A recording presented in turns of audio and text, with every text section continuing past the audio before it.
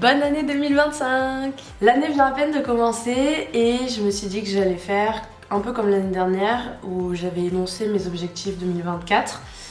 Donc en le faisant pour l'année à venir, mais également j'en profite pour faire un bilan de ma réussite ou non de ces objectifs de l'année dernière.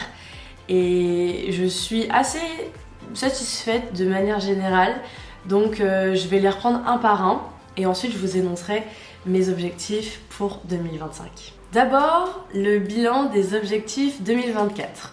Ils étaient au nombre de 4, ça tombe bien, et je les ai plus ou moins tous réussis, donc c'est vraiment incroyable. Le premier objectif de l'année était d'obtenir mon Master 1. C'était mon premier objectif pour la très bonne raison que j'avais besoin de mon Master 1 pour pouvoir passer l'examen d'entrée au Centre régional de formation professionnelle des avocats, donc le CRFPA, et car aussi la réussite scolaire a toujours été ma priorité durant mes études, ce qui est assez logique.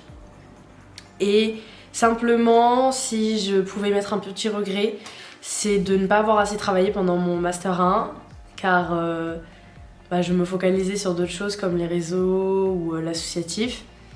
Et j'ai eu mon Master 1 avec la moyenne de 11,6, donc ce qui est quand même bien.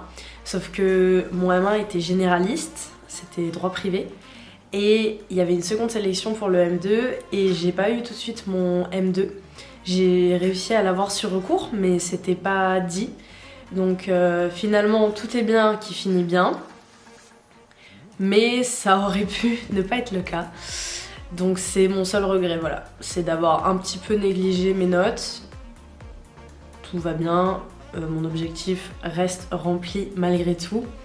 Mais disons qu'il aurait pu l'être d'une manière un peu plus haute, disons. Deuxième objectif de l'année 2024, et c'était l'objectif, obtenir mon CRFPA. Spoiler alerte, j'ai réussi! Bon, qu'on se le dise honnêtement, j'en ai bavé, mais le principal, c'est qu'à la fin, j'ai pu avoir 10, enfin, j'ai eu du coup, je l'ai obtenu avec 10,3, donc très juste, mais le principal, c'était de l'avoir, donc je suis trop contente, car c'était énormément d'efforts. Pour le coup, autant pour mon Master 1 j'ai pas travaillé, autant pour le CRFPA, je peux vous dire que là j'ai fait un effort, voilà, et j'ai bien fait parce que honnêtement sans effort je ne l'aurais pas eu, parce que même j'ai beaucoup d'amis à moi qui ont beaucoup travaillé et qui n'ont pas obtenu. Donc c'est pas un examen qu'on prend à la rigolade et qu'on tente comme ça. Alors après, je pense qu'il y a des génies du droit qui peuvent le faire. Honnêtement, moi je n'ai aucun juriste dans ma famille, donc je n'allais pas prendre le risque. Mais en tout cas, je suis vraiment ravie parce que c'était mon objectif depuis que j'ai 5 ans en fait, de pouvoir devenir avocate. Et le CRFPA, c'est la première grosse étape pour le devenir, car ensuite au CAPA, il y a vraiment donc le certificat d'aptitude à la profession d'avocat, qui est en fait un examen qu'on passe à l'issue de l'école des avocats, qui est beaucoup plus accessible dans le sens où il y a 95% de réussite en moyenne, alors que le CRFPA c'est aux alentours de 30-40%. Et donc voilà, je suis trop heureuse d'avoir réussi cet objectif. Pour résumer un petit peu comment s'est déroulée l'avancée des étapes pour réussir cet objectif, eh bien j'ai dû m'inscrire à N-1 comme tout le monde. Donc je me suis inscrite en fin novembre, début décembre 2023 pour le passer en septembre 2024. Avec mon inscription, il y avait une prépa annuelle que j'avoue avoir très peu suivie. J'avais commencé un tout petit peu à travailler durant l'année, notamment revoir des choses que j'avais vues en licence, donc je comprenais déjà du type le régime général de l'obligation, où j'ai fait entre autres 2 notes de synthèse. Voilà, c'est pas énorme, mais en fait j'avais essayé de faire des matières de fond comme la procédure civile ou le droit civil, sauf qu'en fait il y avait des choses que j'avais jamais vues ou alors que je n'avais pas revues depuis très longtemps, et donc faire un devoir sans rien comprendre c'est compliqué. Et j'avoue que le Master 1 était quand même assez prenant, même si moi c'était surtout mes activités réseaux sociaux / associatifs qui me prenaient beaucoup de temps. Donc en fait j'ai un peu négligé la prépa annuelle, mais par contre je me suis inscrite à une prépa estivale et donc j'ai vraiment travaillé quasi non-stop à partir de juin. Donc j'avais quand même des moments de vacances, mais globalement je n'ai fait que travailler le CRFPA de juin à, je vais dire, mi-août, parce que j'ai un peu été contrainte de m'arrêter de travailler à partir de la première, après la première semaine d'août, parce que j'ai perdu ma grand-mère. Donc là j'ai fait deux semaines de pause bien nécessaires, et après je m'y suis remise une semaine avant l'examen pour revoir les corrigés, essayer de travailler un maximum de choses. Mais d'ailleurs, j'ai complètement omis de travailler un domaine en me disant écoute, c'est jamais tombé. Puis c'était en fait le programme de la semaine où ma grand-mère est décédée, donc je me suis dit ouais, non, flemme quoi. Et c'est tombé, voilà. Donc ne jamais faire ça. C'est un conseil que je vous donne, mais ça s'applique partout, hein, pas qu'au CRFPA. Vraiment, il faut tout voir, au moins un minimum, et pas se retrouver le jour J sans rien. Mais il n'empêche que donc c'était en procédure civile. J'avais pas révisé les procédures civiles d'exécution, et en fait j'ai quand même eu 9 en procédure civile, alors que en fait c'était ma meilleure note. Non, c'est pas ma meilleure note. Ma meilleure note c'était note de synthèse où j'ai eu 13. Et après j'ai eu 9 en procédure civile, 8,5 en obligation et 7,5 en droit civil. Donc vous voyez, finalement, ça m'a pas désavantagé tant que ça. Une fois les écrits passés, j'ai dû me mettre à réviser l'oral. C'était dur parce que on sait pas si on a réussi les écrits, et moi je les ai réussis avec des points du jury. Donc vraiment je suis passée très très juste. J'avais 9,889 de moyenne, et les jurys m'ont rajouté, le jury m'a rajouté 0,111. Voilà, quand j'ai vu ça, j'étais ah d'accord, on est passé, c'est le principal. Mais vraiment de manière un peu chanceuse pour le coup, parce que je savais même pas que ça existait les points du jury. Quand j'ai vu ça, j'hallucinais. Bon bah super. Et donc déjà j'étais waouh, super contente d'avoir eu les écrits, parce que en sondant un petit peu les gens que je connaissais qui l'avaient passé, c'était pas le cas de tout le monde. Donc même avec 10, j'étais super contente. Et après en principe l'oral est mon grand fort. Mais c'est vrai que là avec le stress, parce que c'était genre l'oral le plus important de ma vie, j'ai pas eu la meilleure des notes. Pourtant je pense que j'aurais pu avoir mieux si j'étais un peu moins stressée, quand bien même quand j'y suis allée ça allait. Enfin je veux dire, je tremblais pas, je m'exprimais bien, etc. Mais j'avais du mal un peu à connecter mon cerveau. Bon, j'ai eu 10 au grand oral, c'est le principal, et ensuite j'ai eu 14 en anglais. Et donc les résultats c'était le 2 décembre, et waouh, quand j'ai vu que j'étais admissible, c'était waouh, j'étais trop heureuse. Vous voyez là, les émotions. Non vraiment c'était du pur bonheur déjà de me dire que je n'allais pas repasser un été entier à travailler, à m'enfermer chez moi alors qu'il faisait beau et tout, et à juste bosser des matières pas horribles mais un peu. Et ensuite, waouh, la fierté de me dire, je l'ai eu en Master 1, je l'ai eu du premier coup, et je l'ai eu en perdant ma grand-mère, quoi. Et vraiment, c'est bête, mais je sais que c'est en partie grâce à elle, parce que ça m'a permis de tellement relativiser et de me dire qu'en fait, si je l'avais pas, c'était pas grave. Que j'y suis allée beaucoup. En fait, j'y suis allée en mode bon, si je l'ai pas, je m'en fiche quand j'étais aux écrits. Après, j'avoue qu'à l'oral, j'étais tellement contente d'avoir réussi les écrits que j'étais un peu plus stressée. Mais ouais, c'était vraiment une joie immense. Quand j'ai appelé mes parents, j'ai pleuré. C'était waouh. Ah ouais, j'étais trop fière. Et vraiment, en plus, vraiment, je remercie tous mes proches.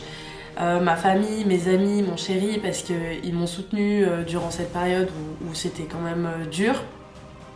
Et en plus, ils m'ont fait une fête surprise incroyable pour me féliciter de la réussite du CRFPA et je m'y attendais absolument pas, c'était fantastique. et vraiment, je suis fière de moi et bah en fait c'est tout. Je suis juste super fière de moi et des efforts que j'ai pu produire. Après cette petite séquence émotion, voici mon troisième objectif, c'était de développer mes réseaux sociaux. Donc là c'est un objectif qui globalement est atteint mais qui l'est partiellement dans le sens où je n'ai pas atteint parfaitement mes quotas mais globalement c'est pas mal. Mon but était d'atteindre 10 000 abonnés sur chaque réseau social. Enfin, j'exclus Facebook que je garde vraiment pour les personnes d'une autre génération. Mais sur Instagram, sur TikTok et sur YouTube, je souhaitais obtenir 10 000 abonnés. Alors, j'ai bien percé sur Instagram.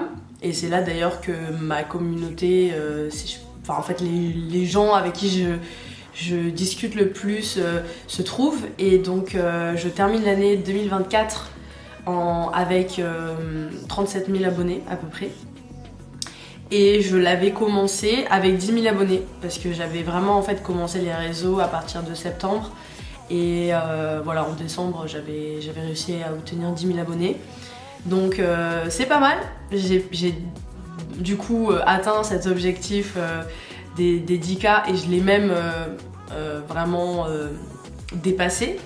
Et c'est bien parce que voilà, je dis que c'est globalement réussi parce que ça compense, on va dire, les autres réseaux sociaux. Car sur TikTok, j'ai actuellement 4500 abonnés, donc presque la moitié de l'objectif, ce qui est aussi très bien.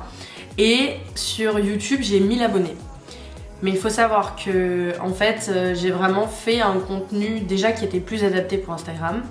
Et ensuite, j'ai en fait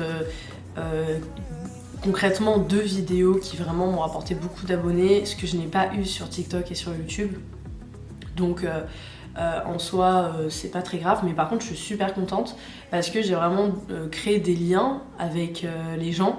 Et cette année là, en septembre, autant l'année dernière quand j'étais en Master 1, je voyais que les gens ils commençaient à connaître ma tête dans les couloirs, etc. Mais on m'a abordé que 1 ou 2 fois, quoi, pas plus. Et par contre, là, à partir de cette année, là en septembre, en plus j'étais dans le... Là, je sais pas pourquoi, en Master 2, on est dans le campus des licences, mais bon, enfin peu importe. Et donc en fait, j'ai beaucoup de licences qui me suivent dans ma fac. Et là, par contre, on me reconnaissait et on venait me voir presque tous les jours. Et ça, au début, c'est très perturbant. Mais bon, c'est toujours très plaisant. Moi, j'adore discuter avec les gens, donc c'était super. Et puis de voir qu'en fait, mon contenu, il peut servir à quelque chose, c'est un peu le but, quoi. Donc franchement, c'est trop cool. Vraiment un objectif qui est atteint. Et c'est pas terminé.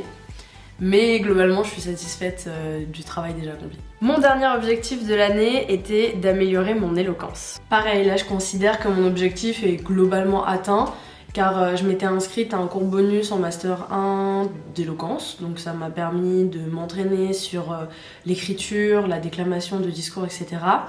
Et ensuite, bon, j'ai fait un concours d'éloquence d'une asso de ma fac.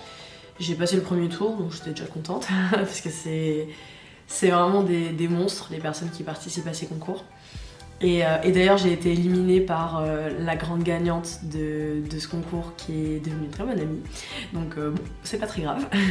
Et ensuite, je m'étais inscrite au concours de Paris 1, sauf que j'étais très malade le jour du premier tour, donc je suis pas allée. C'est un peu dommage, mais c'est pas grave. En fait, avec le recul, je me dis que c'est pas un objectif que je reprendrai en tant que tel parce que en fait l'éloquence ça peut se travailler petit à petit vraiment à travers par exemple des vidéos YouTube mais de manière générale en fait je le vois plus comme quelque chose que je dois travailler comme une matière entre guillemets donc l'objectif est atteint même si je ne le reconduirai pas, disons, comme un objectif à vraiment... Enfin, pour lequel il faut vraiment travailler pour le réussir. Ça y est, j'ai terminé mon bilan de 2024 et maintenant, voici les objectifs de 2025. Mon premier objectif, un peu à l'instar de l'année dernière, c'est d'obtenir mon Master 2, car sans celui-là, ensuite, je ne peux pas obtenir le certificat d'aptitude à la profession des avocats. Et puis de toute façon, j'ai envie de dire, puisque je l'ai commencé, autant le terminer. Puis c'est un Master 2 qui me plaît, c'est droit privé général, donc toujours à Paris 1. Et honnêtement, c'est très, très intéressant. Et puis, bon, c'est cool, hein. Waouh! La différence avec les autres années, elle est incroyable. Donc bon, c'est pour ça, notre directeur de Master nous a clairement dit... pour ne pas l'avoir, il faut le vouloir. Donc je me fais pas de soucis sur la réalisation de cet objectif premier qui reste le plus important, dans le sens où si je ne le réussis pas, ça va me bloquer ensuite pour mon parcours. Deuxième objectif, qui sera en réalité mon principal, c'est de continuer à développer mes réseaux sociaux. J'ai déjà une belle base, mais mon but, ça serait vraiment en fait de professionnaliser mes réseaux et de continuer à croître tout en ayant une plus-value, parce que on m'a beaucoup dit que par exemple mon contenu motivait, donc ça c'est super, mais j'aimerais bien désormais par exemple apprendre des choses.